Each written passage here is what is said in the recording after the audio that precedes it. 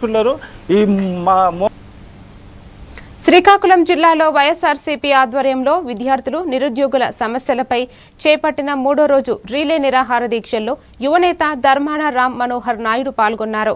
DSC నియామకాల్లో అవకతవకలపై సమగ్ర విచారణ జరిపించి నైతిక బాధ్యత వహిస్తూ విద్యాశాఖ మంత్రి నారా లోకేష్ రాజీనామా చేయాలని డిమాండ్ చేశారు.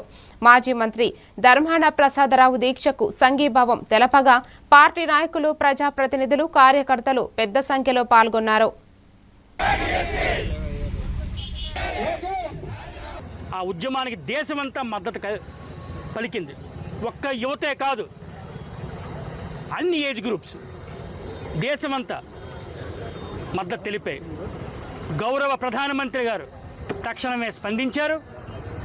స్పందించి విద్యాశాఖ మంత్రి ఎవరైతే ఉన్నారో కేంద్ర విద్యాశాఖ మంత్రి ధర్మేంద్ర ప్రధాన్ గారితో ఇమీడియట్గా రాజీనామా చేయించారు.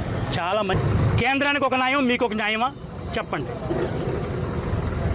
ఈ రోజున డిఎస్సిలో ఎన్ని అక్రమాలు జరిగాయంటే స్పోర్ట్స్ కోటా సీటు కూడా లక్షలకి అమ్ముకున్నారు. ఇవి మేము ఆరోపిస్తుంది కాదు, ప్రజా సంఘాలు ఆరోపిస్తున్నాయి, విద్యార్థి లోకం ఆరోపిస్తుంది. మరి ఈ రాష్ట్రంలో ప్రజాస్వామ్యం ఉందా లేదు?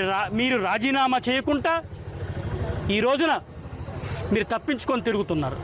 ప్రశ్నిస్తే గొంతు నొక్కుతున్నారు, సోషల్ మీడియా గొంతు నొక్కుతున్నారు, వైసీపీ కార్యకర్తలకి వేధింపులకు గురి చేస్తున్నారు, అక్రమ అరెస్టులు అంటున్నారు. ఏం జరుగుతుంది రాష్ట్రంలో? ఎన్ని అడ్డంకులు సృష్టించి